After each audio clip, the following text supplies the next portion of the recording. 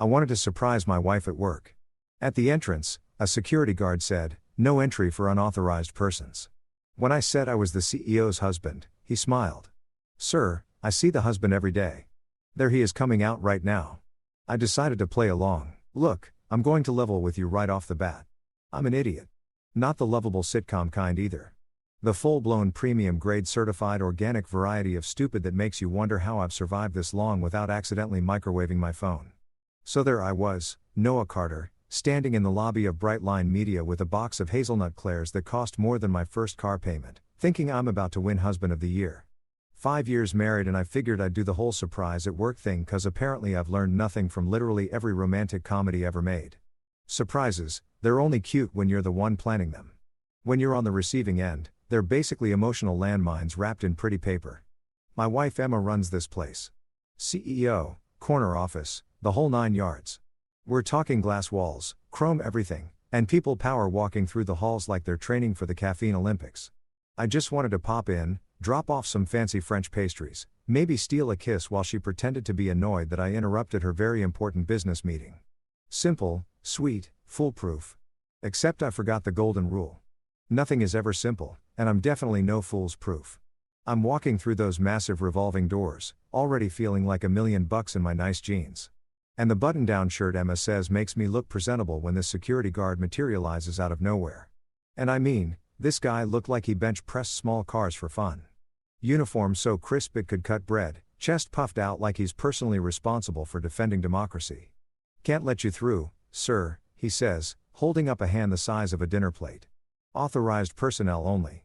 I flash in my most charming smile, the one that got Emma to agree to a second date after I spilled wine on her white dress. "Hey man, no worries. I'm actually the CEO's husband.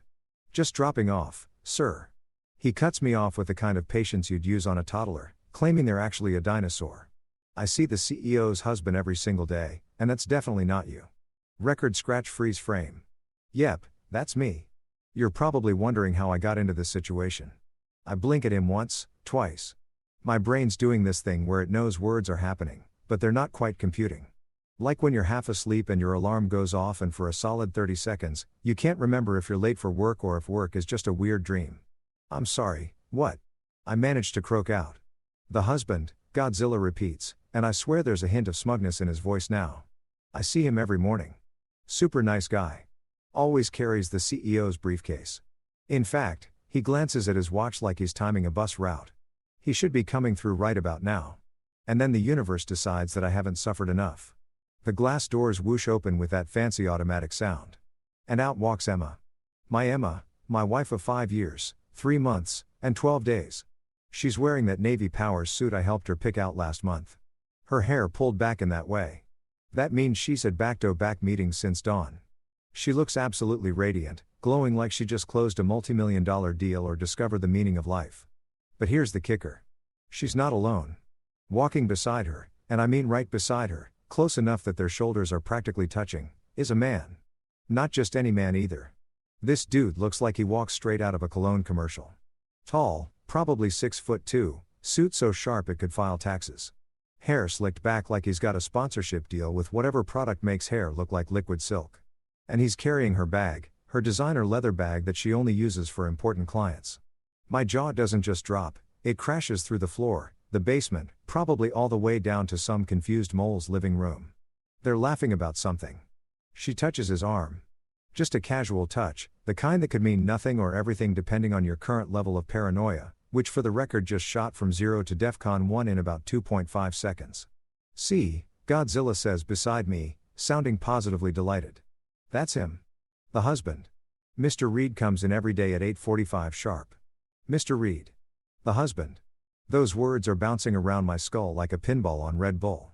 Emma and Mr. Tall Dark and stealing my life. Walk right past us. She doesn't even glance my direction. Too busy smiling at something he's saying.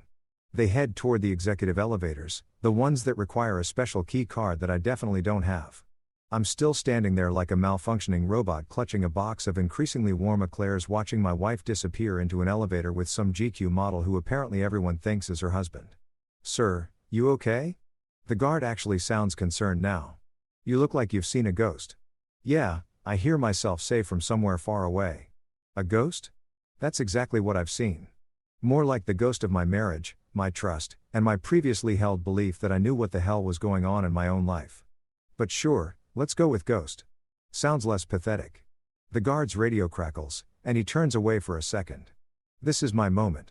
I could push past him, catch that elevator, confront Emma right there in the lobby in front of God, security cameras, and probably a dozen employees who'd have the whole thing on TikTok before I finish my first sentence. But I don't. You know why? Because despite current evidence suggesting I have the IQ of a house plant, I'm not that guy. I'm not the dude who makes a scene without facts. I'm not about to blow up my wife's professional reputation because a security guard has apparently been living in an alternate reality where she's married to Mr. Perfect instead of Mr. Just Fine. Thank you very much. Actually, I say, my voice surprisingly steady. Could you point me to HR? I think I need to file a complaint. About what, sir? About my entire life, buddy. But let's start with visitor policies. He looks confused, which makes two of us. I back away slowly, still clutching those damn eclairs, like they're the last solid thing in my rapidly liquefying world. The lobby feels too bright, too shiny, too full of people who apparently know more about my marriage than I do. I make it outside before my hands start shaking. 5 years. 5 years of marriage and some random security guard is telling me my wife has a different husband. A husband who shows up every day. A husband who carries her briefcase and makes her laugh. And no, stop. I forced myself to breathe, to think, to not completely lose my mind on a public sidewalk while holding pastries. There's an explanation. There has to be. Maybe the guards knew. Maybe he's confused. Maybe Mr. Reed is her brother. Except I've met her brother and he's definitely not 6 feet of designer masculinity. Maybe this is all some elaborate prank for our anniversary. Yeah, a prank. That makes sense. Emma's always said I'm too gullible, too trusting. This is probably her way of teaching me a lesson before surprising me with something amazing. I almost believe it, too. At least until I look back through those glass doors and see Emma and Mr. Reed getting into the same black BMW in the executive parking lot. The claws hit the trash can with a sad little thud. Happy anniversary to me. Okay, so here's where most guys would completely lose their minds. I'm talking full meltdown, screaming, crying, maybe throwing something expensive, definitely calling a lawyer who advertises on bus benches. That's the normal human response to watching your wife of 5 years drive away with budget Ryan Gosling while a security guard casually informs you that you've been replaced. But me, I'm built different. And by different, I mean I've watched way too many spy movies and have an unhealthy relationship with denial. So instead of having a completely reasonable emotional breakdown, I channel my inner Jason Bourne, minus the muscles, combat training, and general competence. I'm basically Jason Bourne. If Jason Bourne worked in IT support and his most dangerous skill was fixing printer jams, I walk back into that lobby like I own the place. Confident stride head-up box of eclairs retrieved from the trash because I have paid $17 for those things and I'll be damned if this crisis goes to waste back so soon. Godzilla asks, eyebrows raised. Yeah, you know what, I changed my mind. I lean against his desk all casual like as if my entire world isn't currently doing the Macarena on my chest. I'd actually love to meet this husband. Everyone keeps talking about the CEO's office. You said. He looks at me like I've just asked him to explain quantum physics using only interpretive dance. Sir, I can't just let random people random. I let out a laugh that sounds only slightly unhinged. Buddy, I'm the most unrandom person here. In fact, I'm so specific, so particular that I'd really love to have a chat with Mr. Reed, clear some things up, maybe compare notes on, I don't know, favorite coffee orders, inside jokes, anniversaries. The guard's hand moves toward his radio. Sir, I'm going to have to ask you to leave. Oh, I'm leaving. I push off from the desk, giving him my best smile. The one that says I'm totally fine and definitely not planning to spend the next week spiraling into an investigative obsession that would make true crime podcasters proud. But just out of curiosity, what kind of car does Mr. Reed drive? Black BMW 7 Series, he says automatically, then catches himself. Wait, why? No reason. Just making conversation. You have a great day, my man. Protect that lobby. Fight the good fight. Keep letting my wife's secret husband waltz in here every morning while I'm at home making her breakfast like some kind of domesticated chump. I'm halfway to the revolving doors before he calls out, Sir, are you okay? I shout back, probably a little too loud. A woman in a pencil skirt gives me a wide berth. Living the dream. Feeling fantastic. Definitely not planning anything crazy. The automatic doors can't spit me out fast enough. Here's the thing about rage mixed with confusion and topped with a generous helping of what the actual well hell. It makes you do stupid things you'd never normally do. Things that in hindsight you'll look back on and think, wow, that was definitely the behavior of a stable, rational adult. Which is how I end up at the coffee shop directly across from Brightline Media, sitting at a window seat like I'm on a stakeout in a bad detective novel. The cafe is called Grounded. One of those aggressively hip places where the menu is on a chalkboard. The barista has a man bun. And ordering a small coffee makes you sound like you're from the wrong century. Everything's got some cutesy name like the Enlightened Bean or Conscious Cup. I'll have the most bitter thing you've got. I tell man bun, slapping a 20 on the counter. And I mean emotionally devastating. I want this coffee to taste like my life feels right now. He blinks at me. So, a dark roast. Perfect. Make it a large. Actually, make it whatever size is called. I just discovered my wife might be living a double life. That's not on the menu, but I can do a triple shot. Sold. I take my liquid depression to the window seat with the best view of Brightline's entrance. This is fine. This is totally normal behavior. I'm just a guy sitting in a coffee shop, definitely not stalking his own wife. It's called getting answers. Very mature, very reasonable. The coffee tastes like burnt regret with hints of poor life choices. It's perfect. I watch the building's entrance like it's the most fascinating thing I've ever seen. People stream in and out. Business casual zombies clutching their own overpriced caffeine talking on phones looking important. I'm looking for one specific beam. One specific lying briefcase carrying husband impersonating there. The black BMW pulls up to the front entrance at exactly 5:47 p.m. I know because I've been checking my phone every 30 seconds like it's going to magically provide explanations. Mr. Reed gets out first because of course he does. Probably so he can open Emma's door like some kind of chivalrous knight who doesn't know she's already married into a perfectly adequate door opener. Thank you very much. He's changed into a different suit. Charcoal gray this time. Still looks like he irons his face every morning. Then Emma emerges and my chest does this weird thing where it simultaneously clenches and drops. She's laughing again. Not just a polite work laugh either, the real one. The one where her nose scrunches up a little. The one I used to think was just for me. They stand by the car for a moment talking. He says something. She touches his arm again. There's that arm touch, the one that's apparently a regular feature of their relationship. Then she does something that makes my triple shot cardiac arrest special almost come back up. She adjusts his tie, just reaches up, casual as anything, and straightens his tie like it's the most natural thing in the world. Like she's done it 1,000 times before. My hand, the one holding my phone, moves on autopilot. I'm filming. I don't even remember deciding to film, but there I am, phone pressed against the window, recording my wife being domestic with another man. Dude, are you okay? Man bun is suddenly beside me with a plate. You ordered the anxiety muffin? I absolutely did not order that. Yeah, but you look like you needed it on the house. I glance at the muffin. It's got some kind of seeds on it. Probably chia or quinoa or whatever's trendy in the superfood community this week. Does it come with answers to life's greatest mysteries? Just fiber, man. But that's pretty important, too. Across the street, Emma and Mr. Reed get into the BMW together. He's driving. She's in the passenger seat.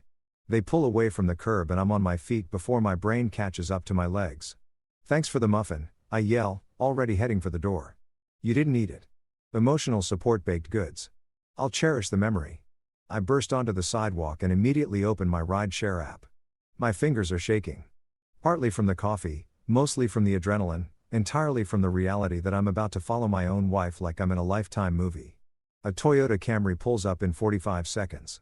The driver's name is Dimitri, and he's got one of those dashboards covered in religious icons and air fresheners. Follow that BMW, I say, pointing.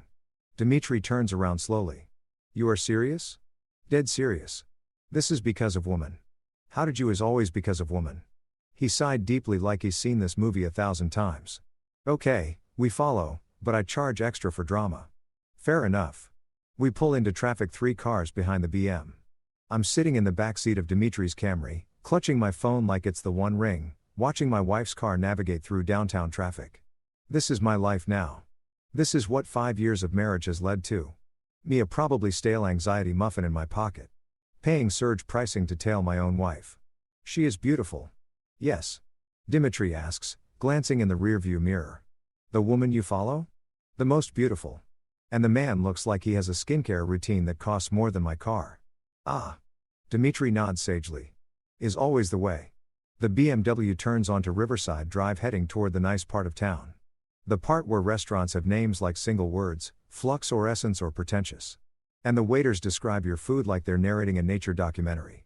Sure enough, they pull up to the Vine Terrace. Of course. It's only the most romantic restaurant in the city. The place where proposals happen and anniversaries are celebrated and apparently where wives take their second husbands for a nice Wednesday evening. You want I should wait? Dimitri asks as they valet the BMW. Yeah. No, I don't know. I'm watching them walk toward the entrance.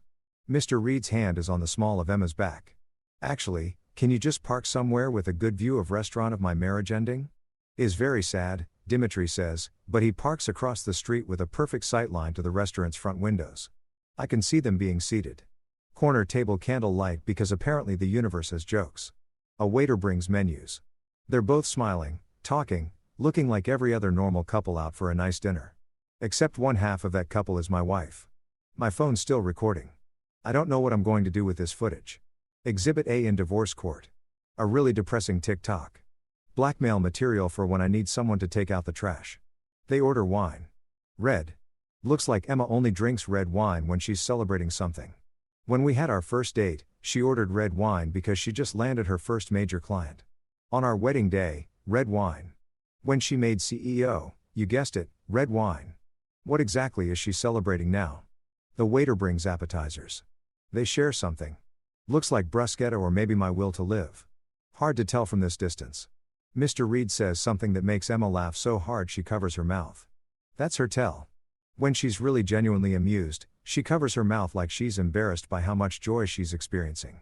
I used to be the one who made her laugh like that. Then comes the main course. Some kind of pasta situation. They're eating, talking, and then oh no. Oh no, no, no. Emma picks up her fork, twirls some pasta, and feeds it to him. She actually leans across the table and feeds him a bite of her dinner. His mouth closes around her fork, and he does this exaggerated M face that she clearly finds hilarious. I'm calling 911. This is a crime. This is emotional terrorism. This is very bad, Dimitri asks quietly. She fed him pasta, Dimitri. Ah. He says it like I've just confirmed a terminal diagnosis is very bad. My phone's memory is almost full. I've got about 15 minutes of footage of my wife having the time of her life with Mr. Perfect, and I'm sitting in a stranger's Camry eating what I can only assume is a deeply disappointed anxiety muffin, trying to figure out where exactly my life went off the rails. They finish dinner, order dessert, tiramisu, because Emma has good taste, even when she's apparently cheating on me. The bill comes, Mr. Reed pays. Of course, he pays. Probably doesn't even look at the total. They stand to leave and I duck down in my seat like I'm in a cartoon. What you do now? Dimitri asks. Honestly, I have no idea. Maybe go home, pretend this didn't happen. Wake up tomorrow and discover this was all a really specific, really cruel nightmare. Or, Dimitri suggests you could talk to wife. Yeah, that's definitely an option for people who are emotionally mature and ready to have difficult conversations. And you are not this person, Dimitri, my friend. I'm sitting in your car eating a muffin I didn't order after filming my wife through a restaurant window like a deranged private investigator. What do you think? He considers this. I think you need better plan. You and me both, buddy. You and me both. The BMW pulls away from valet. I slump lower in my seat, wondering if this is rock bottom or if there's still some deeper circle of hell waiting for me. Dimitri starts the engine. I take you home now. Yeah, I say quietly, watching the tail lights disappear into traffic. Take me home, wherever that is anymore. So, here's a fun fact about denial. It's actually a really comfortable place to live. It's got terrible Wi-Fi and the neighbors are all your worst fears. But the rent's cheap and you can pretend literally anything you want. Like for instance, that your wife isn't having cozy dinners with a man who looks like he was assembled in a laboratory specifically designed to make regular guys feel inadequate. I spent the entire ride home staring at my phone, watching the footage I'd recorded like it was going to suddenly reveal that this was all a massive misunderstanding. Maybe there'd be a boom mic in the corner of the frame. Proof that this was actually a commercial shoot for luxury cars or betrayal-flavored pasta. Spoiler alert, there was no boom mic. Here is good. Dimitri asked, pulling up to my apartment building, the one Emma and I moved into 3 years ago because it was charming and affordable, which is real estate code for small and the elevator breaks a lot. Yeah, this is perfect.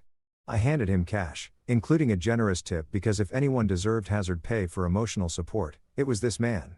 Thanks for, being my accomplice in whatever psychological breakdown this was.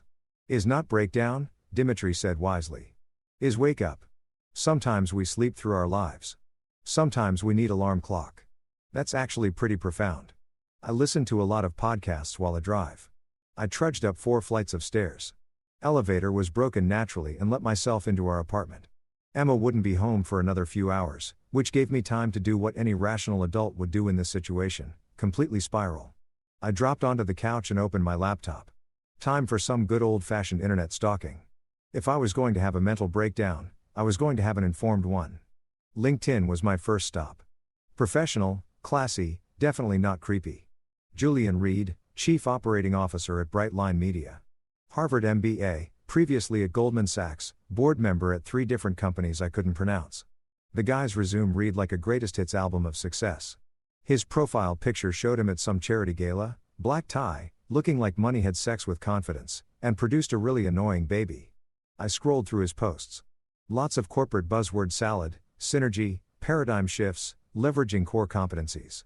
One post from 2 weeks ago about Brightline's Q3 earnings with a photo of him and Emma shaking hands with some investors, her hand on his shoulder, his smile genuine and warm. The comments were full of congratulations and people calling them a dynamic duo. And one person who wrote, "You two make such a great team. #power couple." I slammed the laptop shut so hard I'm surprised that it didn't crack. Power couple. Power couple. I needed coffee or whiskey or a time machine. I went with coffee because it was 8 p.m. and I still had some pretense of having my life together while the machine gurgled and hissed. Much like my mental state, I pulled out my phone and did what every mature adult does when facing a crisis. I went down the social media rabbit hole. Julian Reed's Instagram was private because of course it was. The man had boundaries unlike me apparently, who was currently violating every principle of trust and privacy in my marriage. But his Twitter was public, well, X or whatever we're calling it now. I refused to fully commit to the rebrand. Some hills are worth dying on.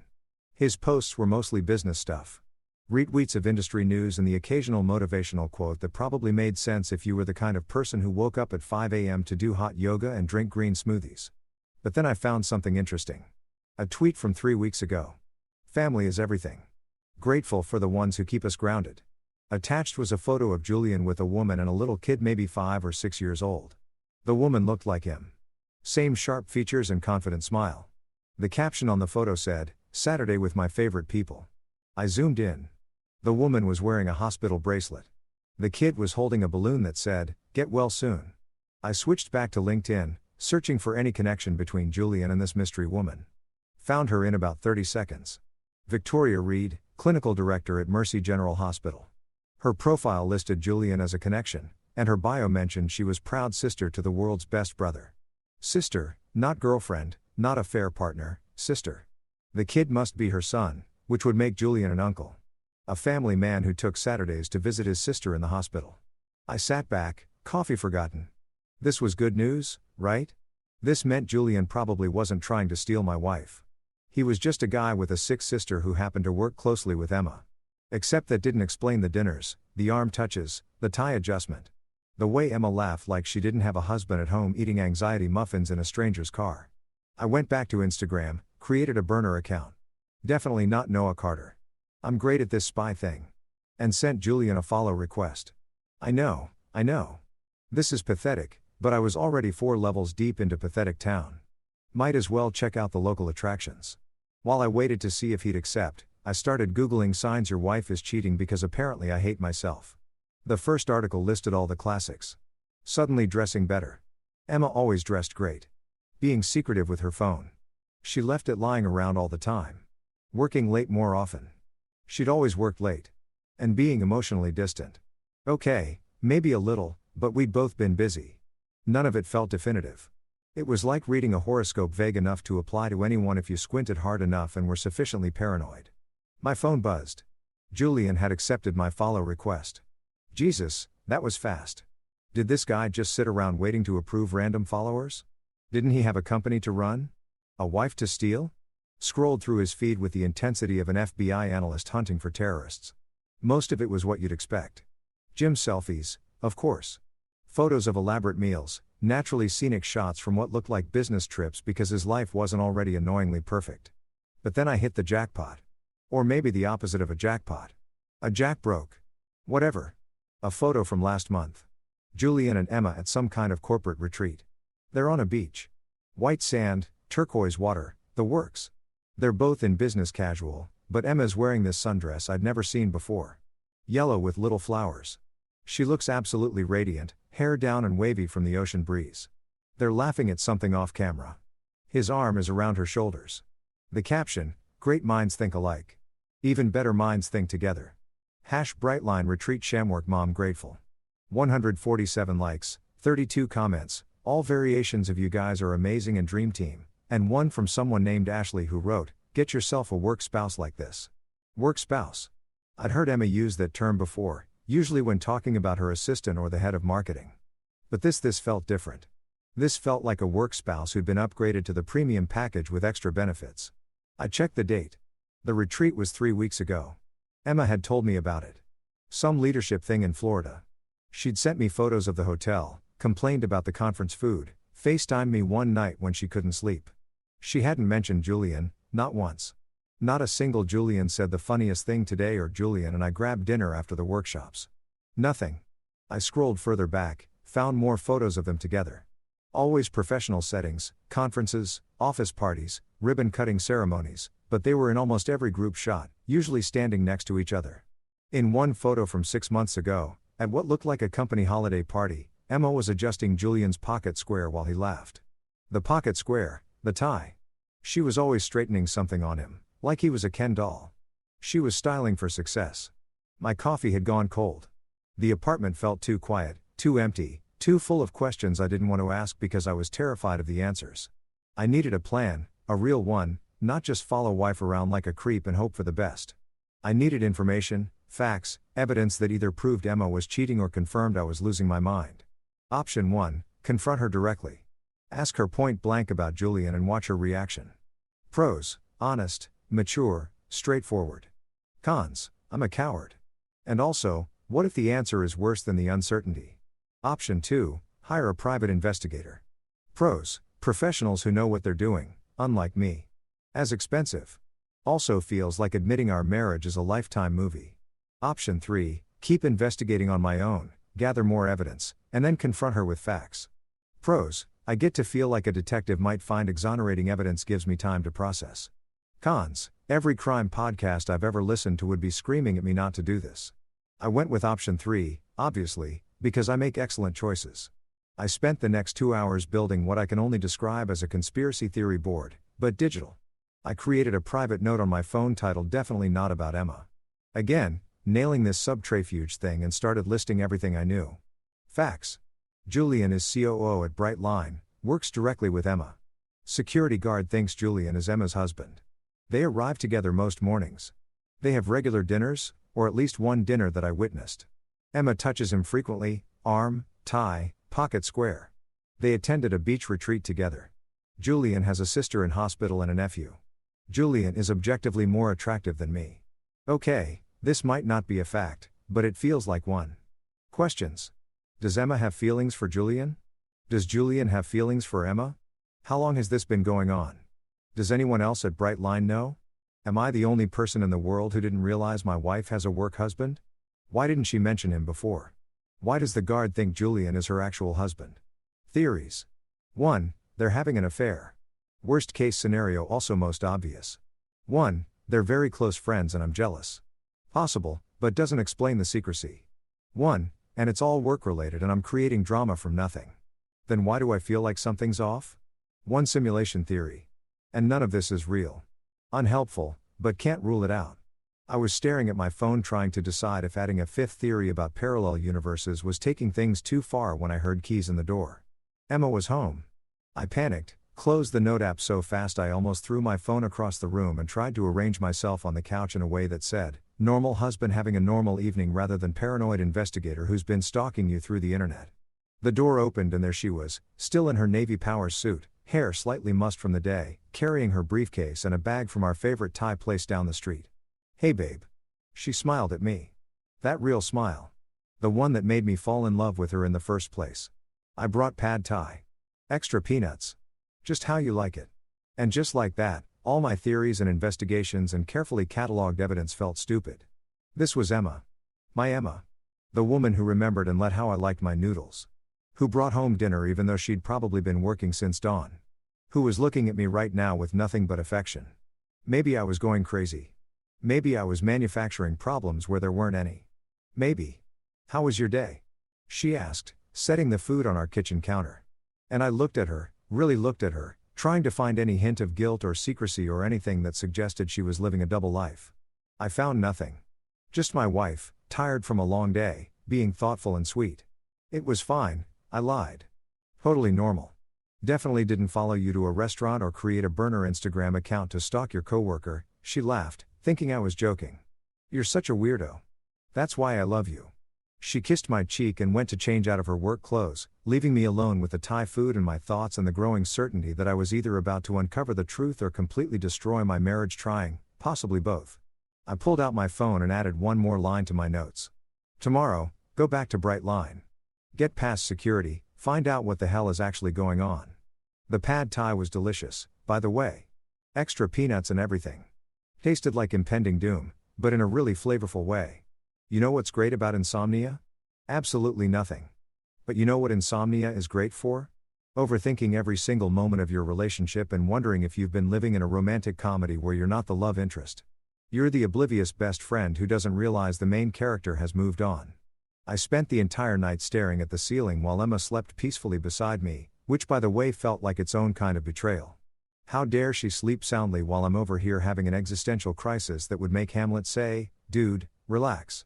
Every time I closed my eyes, I saw Julian's stupid perfect face, that hair, that suit, that arm around Emma's shoulders on a beach that I'd never been invited to. My brain was stuck in a loop, playing the greatest hits of my paranoia on repeat. By 5 a.m., I gave up on sleep entirely. Emma's alarm wouldn't go off for another hour and a half, which gave me plenty of time to do something either really smart or catastrophically stupid. The line between those two has always been pretty blurry for me. I crept out of bed like a ninja. If ninjas were clumsy and accidentally kicked the laundry basket and headed to my laptop. If I was going to show up at Bright Line again today, I needed a plan better than wing it and hope for the best. LinkedIn had become my new best friend, which is either really sad or really resourceful, depending on how charitable you're feeling. I pulled up Bright Line Media's company page and started scrolling through employees. There had to be someone, anyone, who could tell me what the deal was with Emma and Julian. Someone who worked closely with them, someone who might have noticed if there was something going on. That's when I found her, Rebecca Cho, executive assistant to the CEO. Her profile picture showed a woman in her late 20s with glasses and a smile that suggested she knew where all the bodies were buried. Every good CEO has an assistant who knows everything, and I was willing to bet Rebecca was that person. Her LinkedIn said she'd been with Bright Line for 3 years, which meant she'd been there when Emma took over as CEO, and she'd definitely been there for whatever was developing between Emma and Julian. I needed to talk to Rebecca. But how? I couldn't just walk into Bright Line and ask to speak with my wife's assistant about whether my wife was cheating on me. That's not suspicious at all, officer, unless I opened a new tab and Googled Bright Line Media public events. If the company was doing anything public, a press conference, a charity thing, an open house, maybe I could show up without seeming like a total stalker, more than I already was. Jackpot. Bright Line was hosting a career fair today at 2 p.m. Meet the team, learn about opportunities in media, free coffee, and networking. The event was open to the public, which meant I could waltz right in without needing to get past my new nemesis, Godzilla. I checked the clock. 5:17 a.m. Emma would be up soon. I needed to act normal, whatever that meant anymore. I closed the laptop and headed to the kitchen to make coffee. The real kind, not the artisanal depression brew from yesterday. The machine gurgled to life, and I tried to rehearse what a normal morning looked like. Smile. Ask about her day. Don't mention Julian. Don't mention following her. Don't mention anything that happened in the last 24 hours. And easy. I'm a great actor. I once convinced my college roommate I knew how to cook, and he didn't figure out I'd been ordering takeout and transferring it to my own plates for 3 weeks. Emma emerged from the bedroom at 6:30, already dressed in a charcoal gray suit that probably cost more than my entire wardrobe. She looked perfect. She always looked perfect. It was actually kind of annoying. "Morning," she said, kissing my cheek on her way to the coffee. "You're up early." "Couldn't sleep," I said, which was the first honest thing I'd said in 24 hours. Big day ahead. Oh, yeah. What's going on? Think, Noah. Think. Just got a lot of work stuff to catch up on. Might head to that coffee shop downtown. Change of scenery, you know. She nodded, distracted by her phone. Probably checking emails or texting Julian. No, stop it, brain. Sounds good. I've got meetings all day. Probably won't be home until late. Meetings with anyone interesting? I asked, trying to sound casual and definitely not fishing for information. She looked up from her phone, eyebrow raised. Noah, they're work meetings. None of them are interesting. Right. Obviously, I was just making conversation like a normal person who is totally normal. Are you okay? You're being weird. Me? Weird? Never. I'm the most not weird person you've ever met. I'm aggressively regular. She laughed, thank God, and grabbed her briefcase. Okay, weirdo. I'll see you tonight. Love you. Love you, too. I said automatically, and she was gone before I could analyze whether she'd hesitated before saying it, or if I was just projecting my anxiety onto every interaction. The apartment felt too quiet after she left. I stood there in my pajamas, the ones with the cartoon tacos on them that Emma got me for my birthday, because she thought they were adorably ridiculous, and wondered when exactly my life had turned into a bad soap opera. I had 6 hours until the career fair. 6 hours to prepare, to practice looking like someone who belonged at a corporate networking event, to figure out exactly what I was going to say to Rebecca Cho if I managed to find her.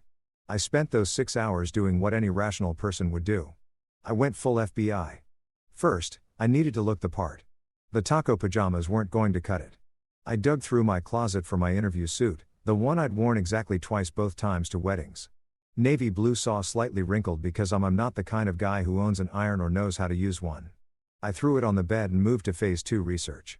I created a new document on my laptop titled Bright Line Career Fair Strategy and started making notes. Objective: talk to Rebecca Cho without seeming insane. Cover story: I'm interested in career opportunities at Bright Line. Not technically a lie.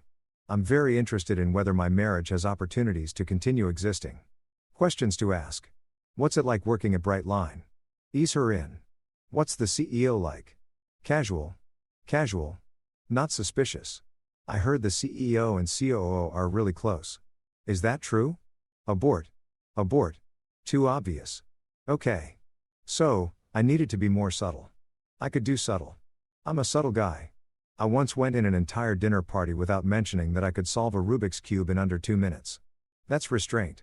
I spent the next hour scrolling through Bright Line's website, memorizing facts about the company so I could sound semi-intelligent if anyone asked why I was interested in working there. Revenue $47 million annually. Employees 230. Primary business: digital media and content creation. Known for innovative storytelling and cutting-edge campaigns. Great. I knew nothing about any of that, but I could fake it. I've been faking confidence my entire adult life. What's one more performance? At noon, I started getting ready. Shower, shave, the suit that made me look like I was either going to court or a funeral. I slicked my hair back with some product Emma kept in the bathroom, the expensive stuff that smelled like cedar and promises. I looked in the mirror.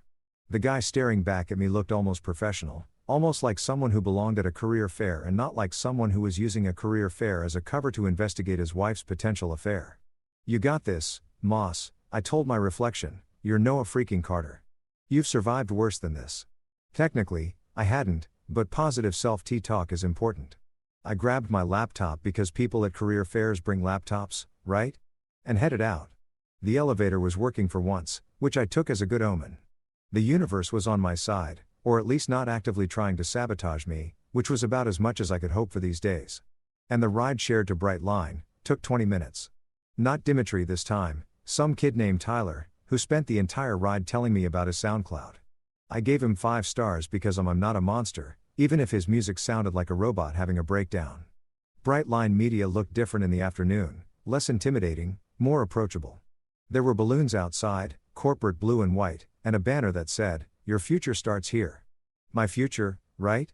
The one that either included a wife who loved me or divorce papers in a studio apartment where I'd eat cereal for dinner and question all my life choices. I walked through the front doors. Different security guard, younger, less invested in who was or wasn't married to the CEO. He barely glanced at my ID before waving me toward the elevators. But career fairs on the 5th floor, he said. Can't miss it. Fifth floor, where I'd seen Emma and Julian looking at blueprints yesterday. This was either fate or a really cruel coincidence. The elevator ride felt like it took 3 years. I practiced my smile in the reflective walls. Too eager, too nervous, too much like a guy who's about to do something stupid. The doors opened to organized chaos. The fifth floor had been transformed into a networking paradise. Or hell, depending on your perspective. Booths everywhere, each one representing a different department. Marketing, sales, creative, operations, HR, which I was definitely avoiding because those people could smell desperation. And there near the back, a booth labeled Executive Operations. Behind it, Rebecca Cho. She looked exactly like her LinkedIn photo, except more tired. She was juggling 3 conversations at once, handing out brochures, and somehow managing to look both professional and deeply exhausted. I grabbed a coffee from the refreshment table, needed something to do with my hands, and made my way over. There were 2 people ahead of me talking to her, which gave me time to rehearse. Hi, I'm Noah. I'm interested in opportunities at Bright Line. What's it like working here? Oh, the CEO. Yeah, I've heard great things. Must be exciting working so closely with her. Does she work closely with anyone else? Like say a COO who looks like he stepped out of a cologne ad? No. Too obvious, too desperate, too likely to get me escorted out by security. The 2 people ahead of me finally moved on. And suddenly, Rebecca was looking at me expectantly. Hi, she smiled. Welcome to Bright Line. Are you interested in executive operations? Yes, definitely. Executive operations are very operational. Great start, Noah. Really nailing this. She handed me a brochure. We're looking for people with strong organizational skills, attention to detail, and the ability to work in a fast-paced environment. Do you have experience in this field? Some. I lied. I'm actually really interested in the company culture here. What's it like working with the leadership team? Oh, they're amazing, Rebecca said, and her smile turned genuine. Emma, the CEO, she's incredible. Really cares about the team, always pushing us to do better. And Julian, our COO, he's equally supportive. They make a great team. There it was. They make a great team. My stomach dropped somewhere around my kneecaps. That's great, I managed. They must work together a lot. All the time. I mean, that's the job, right? She laughed. They're practically inseparable. Morning strategy meetings, client dinners, weekend planning sessions. Honestly, I don't know how they do it. I'd go crazy spending that much time with my coworker. Weekend planning sessions. Weekend. Wow, I said, my voice sounding weird and distant. That's really dedicated, right? Emma always says Julian's the only person who really gets her vision for the company. They finish each other's sentences in meetings. It's actually kind of funny to watch. They finish each other's sentences. That's what people say about couples. About people who are in sync. About people who are you okay? Rebecca asked. You look a little pale. Fine. Just the coffee too strong. But speaking of Julie and Noah, I turned around and my entire life flashed before my eyes. Emma was standing 10 feet away, looking at me like I just materialized out of thin air, which from her perspective I basically had. Emma, hi. What a coincidence. I sounded like a game show host having a stroke. She walked over, her expression unreadable. What are you doing here? Career fair? Just, exploring opportunities, thinking about a change, new horizons, fresh starts. I was talking too fast. Way too fast. Rebecca looked between us, confused. Wait, do you 2 know each other? He's my husband, Emma said slowly, her eyes never leaving mine. Rebecca's face went through about 17 different expressions in 2 seconds. Oh, I didn't realize. I'm so sorry. I was just telling him about what a great team we are, Emma finished. Her voice was ice. How Julian and I are practically inseparable. My mouth opened. Nothing came out. This is what dying feels like. Noah, can I talk to you for a second? Emma's smile didn't reach her eyes. Privately? Sure, absolutely. Privacy. Love it. She grabbed my arm, not gently, and pulled me toward an empty conference room. The door closed behind us with a click that sounded like a coffin shutting. Start talking, Emma said. And I did. Because at this point, what else was I going to do? Here's the thing about being caught in a lie. There's a split second where you can either commit to the bit and dig yourself deeper or you can come clean and face the consequences. Most people would choose honesty. I, however, am not most people. I can explain, I said, which is universally recognized as code for I absolutely cannot explain, but I'm about to try anyway. Emma crossed her arms, leaning against the conference table. She was doing that thing where she got very, very calm before completely losing it, like the ocean pulling back before its tsunami. I'm listening. Okay. So, funny story.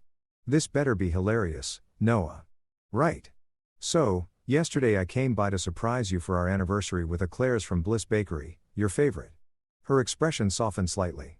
You did? Yeah. But then the security guard told me he sees your husband every day and that your husband definitely wasn't me. And then you walked out with Julian and he was carrying your bag. And I was talking so fast the words were practically tripping over each other. And I maybe followed you to dinner and watched you feed him pasta through a restaurant window while sitting in a stranger's Camry eating an anxiety muffin. Silence. The kind of silence that has weight and texture and probably its own gravitational field. Then Emma did something I didn't expect. She laughed. Not a little chuckle either. A full bent-over tears in her eyes laugh that echoed off the glass walls. You, she gasped between laughs. You followed me in a Camry? His name was Dimitri. He was very philosophical about the whole thing. She wiped her eyes, still giggling. Noah Carter, are you telling me you've been stalking me because you thought I was having an affair with Julian? I prefer the term independent investigation, but sure, let's go with stalking. Oh my God, she sat down heavily in one of the conference chairs. You really thought Julian and I were Emma? The man carries your briefcase. He drives you to work. The security guard thinks he's your husband. You adjust his tie like you're preparing him for picture day. You went to a beach retreat together and didn't mention him once. You had dinner at the Vine Terrace. The Vine Terrace, which is where people go and they're either getting engaged or having affairs. And statistically, you're already married. So, Noah. She held up a hand and I shut up immediately. First of all, that security guard has been confused since day one. He started working here right after Julian got promoted to COO. Julian arrives early every morning because he lives 3 blocks away. And yes, we usually ride the elevator together because we both work on the executive floor. That's not suspicious. That's called carpooling by elevator. Okay, but second, she continued, Julian and I work together constantly because we're running a company. The COO and CEO kind of have to be on the same page. We finish each other's sentences because we've been working together for 3 years and have the same business philosophy, not because we're secretly in love. I felt my face getting hot. What about the beach retreat? A leadership conference that 12 other executives also attended, including Margaret from HR, who was 63 and brought her husband. The tie thing. Julian is objectively terrible at dressing himself. His sister usually helps him, but she's been sick. So, I've been making sure he doesn't show up to investor meetings looking like he got dressed in the dark. It's called being a good colleague. The pasta feeding? Emma paused. Okay, that one's fair. That was weird. But he just told me this hilarious story about his nephew trying to eat spaghetti for the first time, and I was trying to demonstrate the right way to twirl it, and honestly, it made sense at the time. I slumped in my chair, feeling like the world's biggest idiot. So, there's nothing going on with you and Julian? Noah. She moved to sit next to me, taking my hand. Julian is gay. Very, very gay. He's been with his boyfriend Marcus for 4 years. They have a Pomeranian named Chanel. I went to their commitment ceremony last spring. Remember when I went to that work thing in the Burkers? My brain short-circuited. Wait, what? Julian is gay. She said it slowly, like explaining calculus to a golden retriever. He's not interested in me. He's not interested in any women. He's interested in Marcus, their dog, and whether Restoration Hardware is having a sale on throw pillows. I stared at her, then at the ceiling, then back at her. I'm an idiot. Yes, a complete and total idiot. Getting warmer.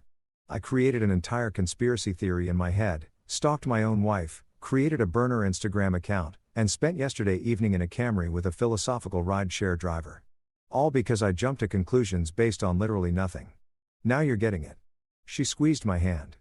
But here's what I don't understand. Why didn't you just ask me? We've been married for 5 years, Noah. You could have just said, hey, who's this Julian guy, and why does this security guard think he's your husband? I sighed, feeling the weight of my stupidity settling on my shoulders like a really judgmental parrot. Because I was scared. Because Julian is objectively successful and put together, and he carries briefcases without looking like a tryhard, and his hair does that thing where it looks professionally styled, even in a hurricane. And then there's me, Guy, who works from home in taco pajamas and once called you from the grocery store because I forgot what kind of milk we drink. Oat milk. We drink oat milk. See, I still don't know that. Emma's expression softened. Noah, I didn't marry Julian. I married you. I married the guy who brings me eclairs on our anniversary and makes terrible dad jokes before we even have kids. I married the guy who watches documentaries with me even though you hate them and who learned how to make my mom's soup recipe even though it takes 4 hours. I don't need someone who looks like a cologne commercial. I need someone who makes me laugh and knows me and loves me even when I work too much and forget to come home before midnight. I felt something in my chest unclench, something I hadn't realized was wound so tight. I'm sorry for not trusting you, for being a jealous idiot for all of it. You should be. But she was smiling. You're lucky you're cute when you're stupid. So, we're okay. We're okay. But you're buying me dinner at the Vine Terrace to make up for this. And you're going to meet Julian properly so you can stop thinking he's some kind of home wrecker when he's actually just a really dedicated COO who happens to need fashion assistance. Deal. I kissed her, feeling like the luckiest idiot alive. Now come on, she said standing up. You need to apologize to Rebecca for whatever weird conversation you two were having. Do I have to? Noah. Fine. But if she posts about this on LinkedIn, I'm deleting my account. We walked back out to the career fair hand in hand. Rebecca saw us coming and immediately looked like she wanted to dissolve into the floor. I'm so sorry, she said before I could even open my mouth. I had no idea you were married to Emma and I was just answering your questions and I didn't mean to make it sound like anything weird was going on. And Rebecca, Emma interrupted gently. It's fine. My husband was just doing some very thorough research on company culture. The most thorough, I agreed. Really went deep. Maybe too deep. Definitely too deep. You're not going to fire me, are you?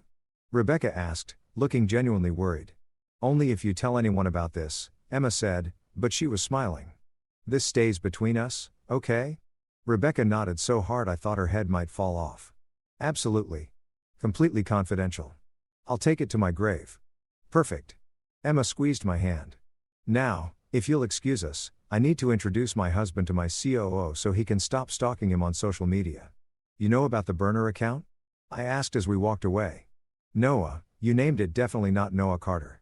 You're not exactly a criminal mastermind. Dimitri thought I was doing great. Dimitri sounds like a very kind man who was enabling your worst impulses. We took the elevator to the 7th floor executive offices. My heart was pounding, but for a different reason now. I was about to meet the man I'd spent the last 24 hours convinced was destroying my marriage, only to find out he was just a well-dressed gay guy with a sick sister and a boyfriend named Marcus. Emma knocked on a door labeled Julian Reed, COO, and walked in without waiting for an answer. Julian was sitting at his desk looking at a presentation on his computer. He glanced up, smiled at Emma, then saw me and did a double take. Emma, hi. And you brought someone? Julian, this is my husband, Noah. Noah, this is Julian. I stepped forward, hand extended, trying to look like a normal person and not someone who'd been cyberstalking him for the past 12 hours. Nice to finally meet you properly. Julian shook my hand, looking confused, but polite.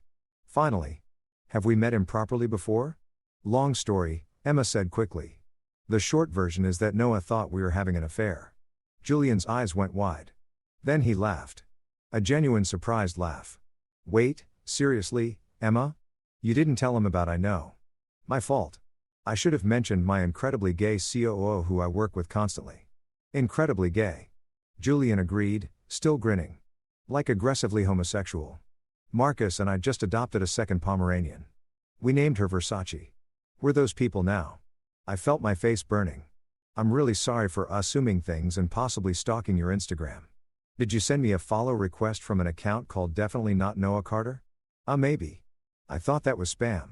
He turned to his computer, pulling up Instagram. Marcus and I were trying to figure out if it was a bot or just someone with a really unfortunate naming convention. It's the second thing, I admitted. I'm not great at this, clearly. But Julian was smiling. Look, no hard feelings. Emma's amazing, and I can see why you'd be protective. Though, for the record, even if I were straight, she'd still pick you. She talks about you constantly. She does. Constantly, Julian confirmed. Last week, she spent 20 minutes telling me about how you learned to make her mom's soup. I know more about that soup than I know about our Q3 projections. Emma looked embarrassed. I don't talk about him that much. You literally have a photo of him on your desk wearing those taco pajamas. Those pajamas are adorable. They're very adorable. Julian agreed. Noah, you seem like a good guy. How about we all grab lunch sometime? You, me, Emma, and Marcus. We can all properly meet and you can see that I'm not a threat to your marriage. Just a threat to Emma's color-coordinated filing system because I keep putting things in the wrong folders. Lunch sounds great, I said, meaning it. And sorry again for being a paranoid weirdo. We've all been there, Julian said kindly. Marcus once thought I was cheating on him because I was being secretive about my phone. Turns out I was just planning his surprise birthday party. He felt like an idiot for weeks. That actually makes me feel a lot better. Good. Now get out of here, both of you. I've got a presentation in 10 minutes, and I need to fix whatever organizational chaos happened while I was distracted. Emma and I left Julian's office and walked back to the elevator in silence. Once the doors closed, she turned to me. So, feel better? Much better. Also much dumber, but in a good way. You're lucky I love you. I really am. The elevator dinged and the doors opened into the lobby. Guardzilla was back at his post. He saw me and Emma together and did a visible double take. Ma'am, he said to Emma. I didn't realize you and this gentleman were acquainted. This is my husband, Emma said firmly. Noah Carter. He'll be visiting occasionally, so please add him to the approved visitors list. The guard looked at me, then at Emma, then back at me. His brain was clearly working overtime, trying to reconcile whatever alternate reality he'd been living in. But I thought Mr. Reed was my COO, Emma finished. Just my COO. This is my actual husband, right? Yes, of course. I'll update the system immediately. He was typing furiously on his computer, probably wishing the floor would swallow him whole. Em and I walked out into the sunshine, hand in hand. I can't believe that Guard has thought Julian was your husband this entire time, I said.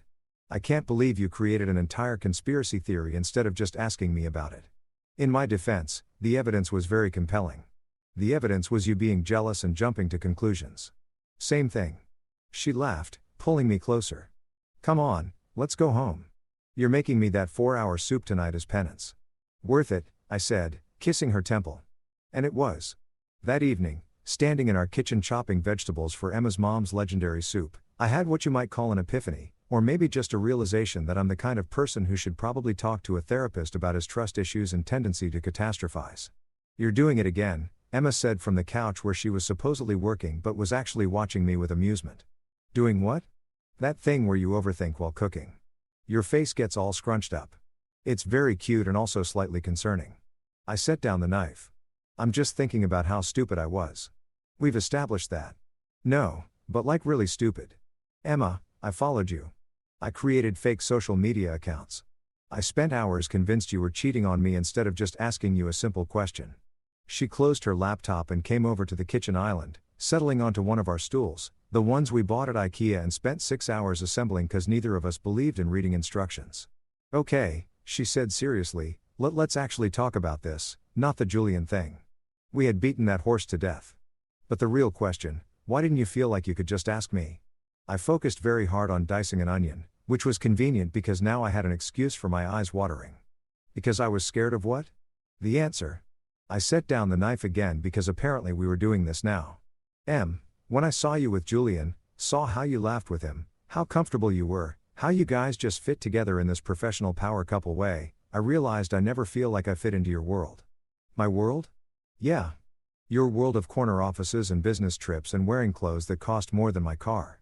I work from home in pajamas, Emma. I spend my days troubleshooting other people's computer problems. I'm not exciting. I'm not sophisticated. I'm just me. Emma was quiet for a moment. Then she got up, walked around the island, and hugged me from behind, resting her chin on my shoulder. You want to know why I fell in love with you? She asked softly. Because I am devastatingly handsome and charming. Because on our second date, you spilled wine on my dress, panicked, and tried to clean it with club soda while simultaneously apologizing and explaining the scientific properties of carbonation. You were so earnest and dorky and completely yourself. You didn't try to be smooth or impressive. You were just Noah. That's a low bar. It's not though. She squeezed me tighter. Do you know how exhausting it is to be on all the time? To be CEO Emma who is all the answers and never shows weakness. When I come home to you, I don't have to be that person. I can be Emma who burns dinner and laughs at stupid jokes and admits when she doesn't know something. You make me feel like I can breathe. I turned around to face her. Really? Really? And yeah, Julian and I work well together. We have to, we're running a company, but at the end of the day, He goes home to Marcus and their designer dogs.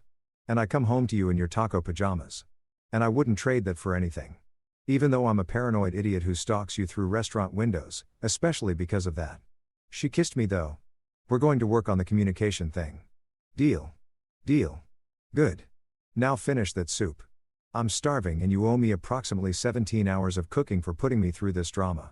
I got back to chopping, but this time I was smiling. Hey yeah. Thanks for not leaving me for someone with better hair and an actual ability to dress themselves. Thanks for not filing for divorce when I accidentally let our security guard think Julian was my husband for 6 months. How did you not notice that, by the way? She shrugged. I don't usually pay attention to what security guards think. I'm too busy running a company and dealing with my husband's creative crisis management techniques.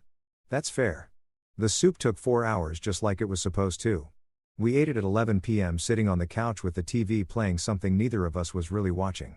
And it was perfect. Not because the soup was good, though it was, but because we were good. We were us again without the shadow of Julian Reed's perfect hair and my catastrophic insecurity hanging over everything. You know what we should do? Emma said suddenly. Sleep. It's almost midnight. Tomorrow we should invite Julian and Marcus over for dinner. Let you properly meet them in a non-stalker capacity. I groaned. Do we have to? Yes, because you're going to become friends with Julian and then you're going to feel even more stupid about this whole thing and it's going to be hilarious to watch. You're enjoying this way too much. I've earned it. I just found out my husband has been conducting surveillance on me like I'm in a spy thriller. Let me have this. Fine, but I'm not wearing actual pants. If they're coming to our place, they get the full taco pajama experience. I wouldn't have it any other way. The next morning, I woke up to Emma already dressed for work, standing over me with her phone. Julian says they can do dinner Friday, she announced. Marcus is excited to meet you. Apparently, Julian told him the whole story, and now Marcus thinks it's the funniest thing he's ever heard. I pulled the pillow over my face. Great. I'm a comedy routine. You are, and it's adorable. She pulled the pillow away and kissed my forehead. I've got to run conference call in 20 minutes, but I left you a project. A project? Check your email. She left before I could ask what she meant, which should have been my first clue that I was in trouble.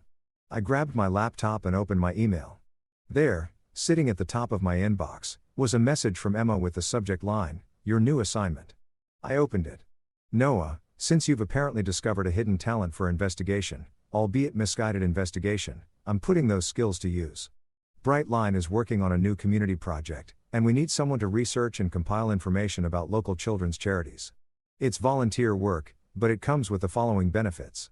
1. You get to feel useful. You'll learn more about what I actually do all day. Can stop imagining I'm having secret affairs and start imagining I don't know. Whatever normal people imagine about their spouses attached are some preliminary documents. Let me know if you're interested. And Noah, I love you, you ridiculous human. I opened the attachments. There were files about children's hospitals, literacy programs, community centers, all marked with notes about budget projections, and potential partnerships. One file was labeled Reed Family Foundation. Reed as in Julian Reed. I clicked it open. Inside were documents about a charity run by Julian's family focused on pediatric care and support for families with children facing serious medical conditions. There were photos of Julian with his sister Victoria and her son, the same photos I'd seen on his social media, but with more context. Victoria had been diagnosed with cancer 3 years ago.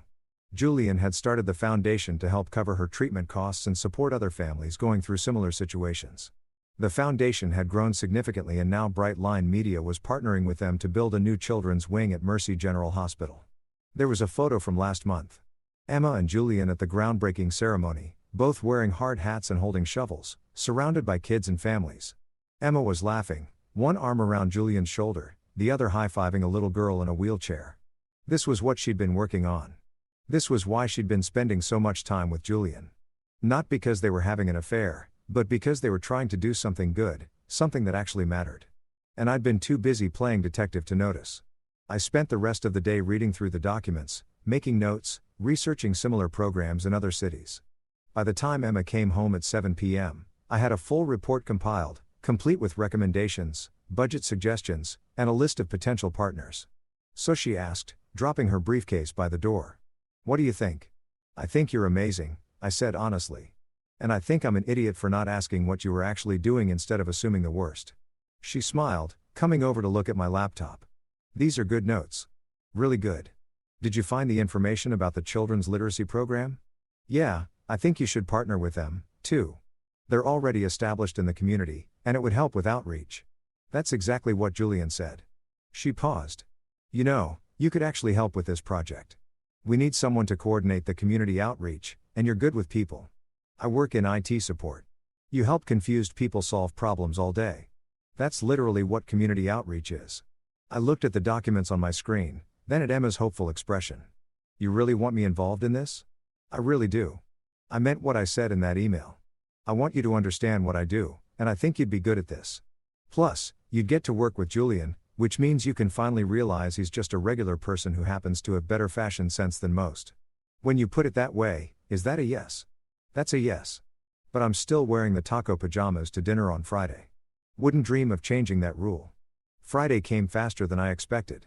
Which is to say, I had 3 full days to panic about meeting Julian and Marcus in a non-professional, actually social capacity, where they would definitely judge my life choices and apartment decor. Stop cleaning, Emma said, watching me wipe down the kitchen counter for the 3rd time. They're not the cleanliness police. Marcus has a Pomeranian named Chanel. Chanel? These are people who understand aesthetics. People who probably have throw pillows that cost more than our couch. Noah, I'm spiraling. I'm aware I'm spiraling, but I can't stop. The doorbell rang at exactly 7 p.m. because, of course, they were punctual.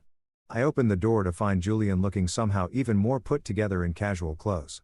Dark jeans, a crisp white button-down, and a blazer that probably had its own insurance policy. Beside him was Marcus, tall, black, with locks pulled back in a bun and a smile that could power a small city. Noah, Marcus said warmly, immediately going in for a hug like we were old friends. I've heard so much about you. The Instagram stalking story, chef's kiss. Julian's been dining out on that all week. Glad I could provide entertainment, I said, trying not to be awkward and definitely being awkward. Don't mind him, Julian said, holding up a bottle of wine. He thinks everything is hilarious. We brought Sans Sur. Emma mentioned you guys like white wine. We do. Come in. Please excuse the apartment. It's small and our elevator breaks a lot. But it has character. Character is just code for problems. Marcus said laughing. We love it. Our place is character too. Last week our dishwasher started making sounds like a dying whale. I immediately liked him. Emma emerged from the bedroom, having changed out of her work clothes into jeans and one of my old college sweatshirts. The ultimate sign that she was comfortable. Marcus, Julian, come in. Make yourselves at home. We settled in the living room, which suddenly felt much smaller with 4 adults in it. I'd made appetizers, fancy cheese, and crackers cause I'd watched exactly one YouTube video about entertaining, and poured wine with hands that only shook a little. So, Noah, Marcus said, diving right in because apparently he didn't believe in small talk. Julian tells me you thought he was stealing your wife. Marcus, Julian groaned. What? It's funny and honestly kind of sweet. Shows you care. Shows I am paranoid and need therapy. I corrected. Okay, that too, but in a romantic way. Emma laughed. I've been telling him the same thing. The paranoia is concerning, but the protectiveness is cute. I'm right here, I protested. We know, all 3 of them said in unison. Dinner was surprisingly easy after that. We ate the soup I'd made. Marcus had 2 bowls and declared it dangerously good and talked about everything from Marcus' work as a graphic designer to Julian's ongoing battle with their condo board about noise complaints from their Pomeranians. They're small dogs, Marcus said passionately. How much noise can they possibly make? They bark at literally everything. Julian said, last week, Chanel barked at her own reflection for 20 minutes. She's very security conscious. She's neurotic. She gets it from you. Emma and I exchanged glances. They bickered like an old married couple, which they basically were. How did you guys meet? I asked. Dating app, Marcus said. Julian's profile said he was looking for someone who appreciated fine wine and finer dogs. I did not write that. You absolutely did. I have screenshots. Those are fabricated evidence. You're a terrible liar. Marcus turned to us. Anyway, we matched, went to dinner, and he showed up wearing 3 different patterns that somehow all clashed. I knew immediately I'd found my project. Your project? Julian asked offended. Baby, you needed help. You were wearing a striped shirt with a plaid blazer. That's a cry for help. Emma helps me now, Julian said defensively. And I'm very proud of her for taking on that burden. I was laughing so hard I almost spilled my wine. These weren't the sophisticated, intimidating people I'd built up in my head. They were just normal, funny, real. After dinner, while Emma and Marcus were in the kitchen loading the dishwasher and arguing about the correct way to arrange plates, Julian and I ended up on the balcony. It was small, barely big enough for 2 people, but it had a decent view of the city lights. "Thanks for coming," I said. "I know this whole thing has been weird." "It's not that weird," Julian replied. "I get it. You love Emma, and from the outside, I can see how our relationship might look questionable. Still, I should have trusted her. Should have trusted that she wouldn't do something like that. You're human. Humans get scared and make stupid decisions. Trust me, Marcus and I have had our moments, too. Last year, I got paranoid because he was being secretive about his phone. Turned out he was planning a surprise trip to Paris for our anniversary, but I'd convinced myself he was talking to his ex." "Really? Really?" "I even checked his phone while he was in the shower." "What did you find?" "Flight confirmations and hotel reservations." I felt like the world's biggest idiot. But Marcus was actually kind of touched that I cared enough to be jealous, even though the jealousy itself was stupid. That's exactly how Emma reacted. Because when you love someone, their flaws become endearing instead of annoying most of the time. Anyway, we stood in comfortable silence for a moment, watching the city. "Hey, Julian. Yeah, I'm glad Emma has you as a partner. I mean, a work partner. Someone who gets what she's trying to do and supports her." "I'm glad she has you," Julian said. "She talks about you constantly." "Did you know that?" "She mentioned it." "No, but like constantly. Last week, we had a 3-hour strategy meeting, and she somehow worked you into the conversation at least 5 times. It's actually impressive how she manages to connect quarterly projections to your taco pajamas." I laughed. "Those pajamas are a gift. They really are." Marcus and Emma joined us on the balcony, which was definitely too small for 4 people, but we made it work. "What are you boys talking about?" Emma asked. "Your husband's excellent taste in sleepwear," Julian said. "And how we're all idiots sometimes," I added. "Cheers to that," Marcus said, raising his wine glass. We all clinked glasses, standing on a tiny balcony in an apartment with character. And I thought, this is good. This is what it's supposed to feel like. 3 weeks later, Emma came home with that smile, the one that meant she was up to something, and I was either going to love it or be deeply concerned. "What did you do?" I asked immediately. "Why do you assume I did something?" "Because you have your scheming face on." "I don't have a scheming face." "You absolutely do. It's the same face you had before you surprised me with that weekend trip to the mountains where we got lost for 3 hours because you insisted you knew the way without GPS. We found our way eventually." "Emma," she sighed, pulling an envelope from her bag. "Okay, fine. I have something for you, but you have to promise not to be weird about it." "I'm always weird about things, more weird than usual." I took the envelope, which was heavier than expected.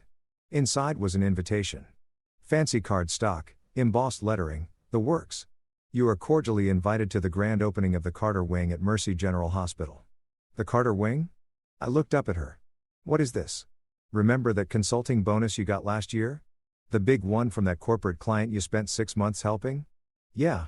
You told me to invest it somewhere it would make a difference. So, I did. I used it as the seed funding for the children's hospital wing we've been building with Julian's foundation." I stared at the invitation. My name, our name on a hospital wing. "Emma, that was $50,000. "I know. And it helped leverage another $200,000 in matching donations. "Noah, you funded the first phase of this project. Julian and I just finished it." My eyes were definitely watering now, and this time there were no onions to blame. "I don't know what to say." "You don't have to say anything. I just wanted you to know that you're part of this. You're part of what we're building. You might work from home in taco pajamas, but you're making a difference." I pulled her into a hug, holding on tight.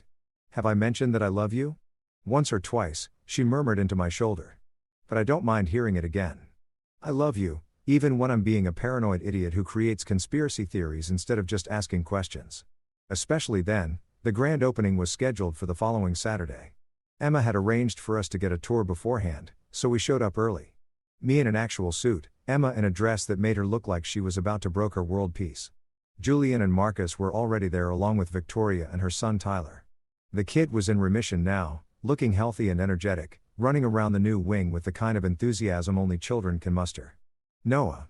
Victoria came over, shaking my hand warmly. "I wanted to thank you personally. Julian told me about your contribution. It means everything to our family." "I'm just glad I could help," I said, feeling awkward but genuine. You did more than help. You gave Tyler and kids like him a chance at better care, better treatment, better futures. Her eyes were shiny. That's not nothing. Tyler ran over, tugging on my sleeve. Are you the pajama guy? I looked at Julian, who suddenly found the ceiling very interesting. I may have mentioned your iconic sleepwear, he admitted. I am indeed the pajama guy, I told Tyler. Cool. Uncle Julian says you're funny. Uncle Julian is being generous. He also says you thought he was married to your wife. Okay, we're done with story time, Julian said quickly, steering Tyler away. Let's go look at the playroom. Marcus was laughing so hard he had to sit down. I love this kid. The grand opening ceremony was bigger than I expected. Press, donors, families, hospital staff, all gathered to celebrate the new wing. Emma gave a speech about community and investment and building futures. Julian spoke about his sister's journey and the importance of accessible healthcare. And then, to my absolute horror, Emma called me up to the podium. I'd like to introduce my husband, Noah Carter, she said, gesturing for me to join her. Noah works in IT support, which means he spends his days solving problems and helping people, usually when they're frustrated and convinced their computer is possessed. But last year, he did something extraordinary. He took his consulting bonus and asked me to invest it somewhere meaningful. That investment became the foundation for this wing. Everyone was clapping. I was having an out-of-body experience. Noah represents what this project is really about. Emma continued. It's not about big corporations or fancy titles. It's about regular people choosing to make their community better. It's about small acts of generosity that create ripples we can't always see. Noah, did you want to say anything? I took the microphone with shaking hands. Public speaking was not my thing. Public speaking in front of press and donors and people who actually knew what they were doing. Absolutely not my thing. Hi. I started eloquently. I'm not great at speeches. I'm much better at fixing printers and overthinking things. But I wanted to say that this project, this wing, it's not really mine. It belongs to everyone who worked on it. To Julian and Victoria, who turned a family crisis into a mission to help others. To Emma, who took a random idea and made it real. To Marcus, who I'm not actually sure what Marcus did, but I'm sure it was important. Emotional support. Marcus called from the audience. Right. Emotional support, which is crucial. I took a breath. Look, I'm just a guy who got lucky. I got lucky with a good job, a great wife, and the chance to help with something that matters.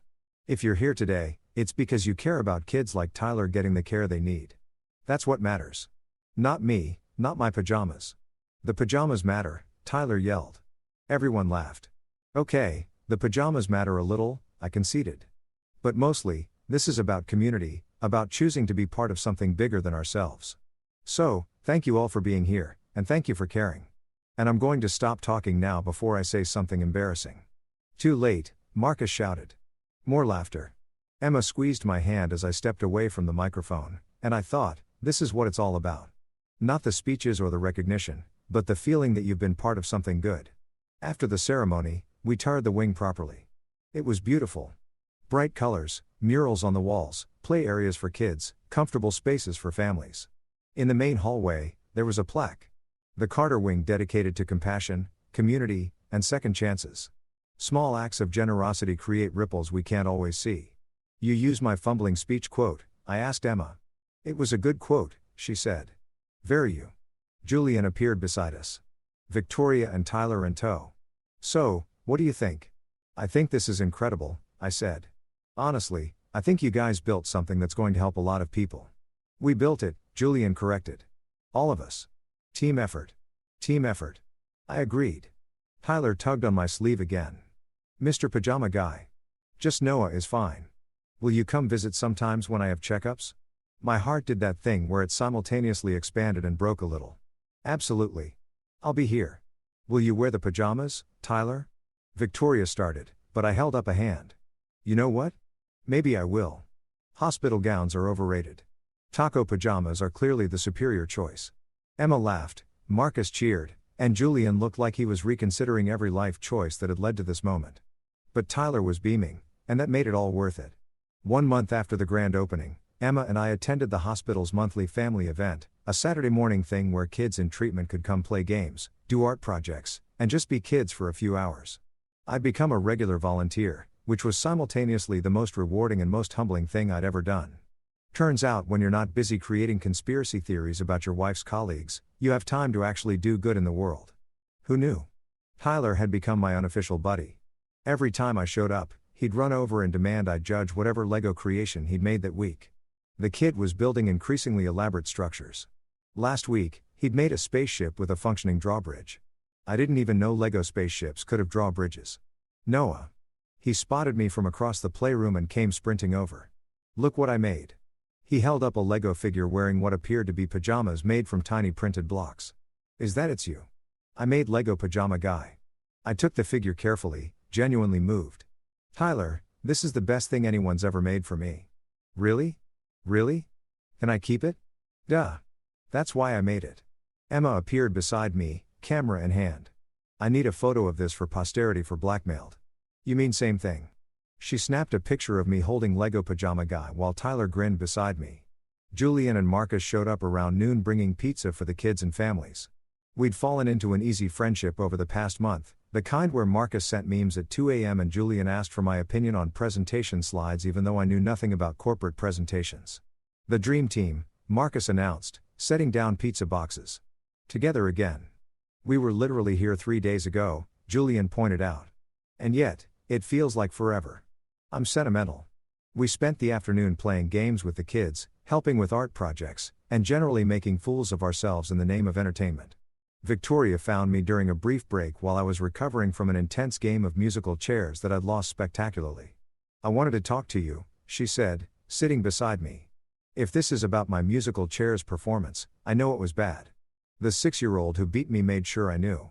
She laughed. No, though that was entertaining. I wanted to thank you again properly this time. Victoria, you don't have to. I do, though. When Tyler got sick, I felt so helpless. We had insurance, but the costs kept piling up. And I was working full-time while trying to be there for him, and Julian was doing everything he could, and it still felt like we were drowning.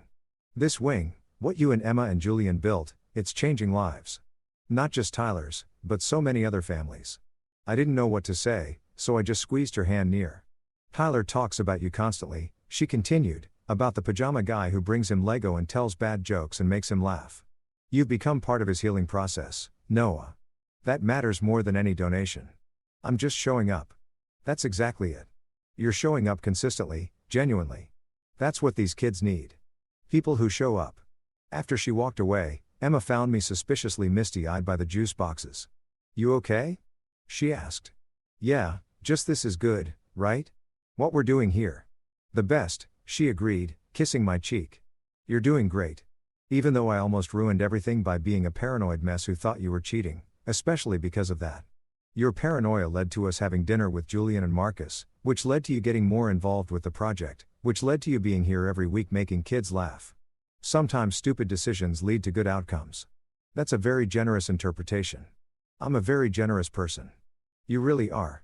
We stayed until closing time, 6 p.m., when families started trickling out and volunteers began cleanup. Tyler gave me a hug goodbye. That lasted approximately forever and made me seriously consider the logistics of having kids someday. See you next week, Mr. Noah? He asked. Absolutely, and I'll bring more Lego. The spaceships? The spaceships? As Emma and I were leaving, we ran into a familiar face in the parking lot. Guardzilla from Brightline Media. Mr. Carter. He looked shocked to see me. What are you doing here? Volunteering, I said. What about you? My daughter's being treated here. Leukemia. She's in remission now, but we still come for checkups. Everything clicked into place. The new children's wing. That's why you're here. Best care she's ever received, he said, his voice thick with emotion. I heard you were involved with making it happen. I wanted to thank you. I'm glad I could help, I said, meaning it. He hesitated, then laughed awkwardly. I also wanted to apologize for that whole confusion about Mr. Reed. I realize now that probably caused some problems. Some problems was a generous way to put it, but I appreciated the acknowledgement. It's fine, I said. Actually, it kind of worked out for the best. Long story. Well, thank you anyway for everything. After he left, Emma turned to me with that smile, the one that meant she was about to say something sappy. Don't, I warned. I'm just thinking don't. About how a month ago you were stalking me through restaurant windows, and now you're a regular volunteer making actual differences in people's lives. I told you not to get sappy. Can't help it. I'm married to a reformed stalker who turned into a children's hospital volunteer. That's character growth. That's a redemption arc. I'm never going to live down the stalking thing, am I? Never. She confirmed cheerfully. I'm going to tell that story at parties for the rest of our lives. We don't go to parties. We'll start going to parties just so I can tell the story. I pulled her close, kissing her forehead. Fair enough. I deserve that. You really do. We drove home as the sun set, painting the sky in those ridiculous shades of orange and pink that look fake but somehow aren't. Emma's hand was in mine. The radio was playing something neither of us really listened to. And I thought about how weird life is. A month ago, I was convinced my marriage was falling apart. Now I was volunteering at a children's hospital wing that partially bore my name. Friends with the man I'd thought was stealing my wife and holding a Lego figure of myself in pajamas made by a 6-year-old with more creativity and wisdom than I'd probably ever have. "Hey Em," I said as we pulled into our parking spot. Yeah, thanks for not divorcing me when I was being insane. Thanks for not actually stalking Julian beyond that one dinner. That could have gotten really awkward. I mean, I did create a burner Instagram, which he accepted immediately because he accepts everyone. The man has 3,000 followers, and he's not picky. That makes me feel simultaneously better and worse. We climbed the 4 flights to our apartment, elevator still broken, naturally, and collapsed on our couch. Emma immediately stole my sweatshirt, even though she had approximately 40 of her own. I didn't complain. This was what marriage was, sharing sweatshirts. Telling embarrassing stories at hypothetical future parties and building a life together that included both catastrophic misunderstandings and children's hospital wings. My phone buzzed. A text from Marcus. Dinner next Friday. Julian's cooking, which means I'm ordering backup pizza just in case. I showed Emma, who laughed. Tell him yes, but request the pizza regardless. Julian's cooking is ambitious at best. You've had his cooking once. He tried to make coq au vin and somehow both undercooked and overcooked it. I didn't know that was possible. That's actually impressive. It's something. I replied to Marcus with a yes and a pizza emoji, then tossed my phone aside. You know what's weird? I said everything about our lives. Well, yes, but specifically I'm kind of glad all this happened. The paranoia, the stalking, all of it. Emma raised an eyebrow. You're glad you convinced yourself I was having an affair. Not glad about that part. But if it hadn't happened, I wouldn't have really understood what you do. I wouldn't have gotten involved with the hospital project. I wouldn't have met Marcus and actually become friends with Julian. I'd still be sitting at home in my pajamas, living completely separate from your world. And now I'm sitting at home in my pajamas, but at least I understand your world, and I'm part of it in my own weird way. She cuddled closer. I like having you in my world. Even though I'm still wearing taco pajamas, especially because you're wearing taco pajamas. Never change, Noah. Not even if Julian offers to take me shopping. He will offer. Marcus has probably already suggested it. And I should say whatever you want. But for the record, I love you exactly as you are. Questionable fashion sense and all. We stayed like that for a while, wrapped up in each other in our small apartment with its broken elevator and its character, watching the city lights flicker on as evening settled in. My phone buzzed again. This time it was Julian. Marcus tells me you said yes to dinner. Just so you know, I'm actually a competent cook. That coq au vin incident was an anomaly. Emma's propaganda campaign against my culinary skills is unfounded and borders on defamation. Then Marcus. He's already panicking about the menu. I've ordered pizza. See you Friday. Then Tyler's mom, Victoria.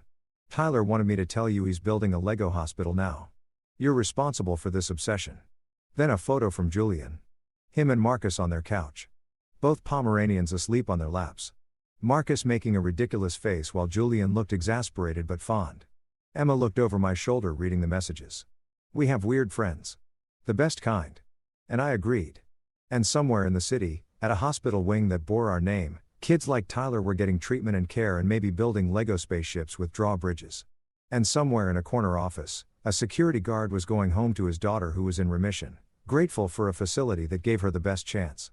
And here in our small apartment with its character and its broken elevator and its view of the city lights, Emma and I were exactly where we needed to be together. Even if I was wearing taco pajamas, especially because I was wearing taco pajamas.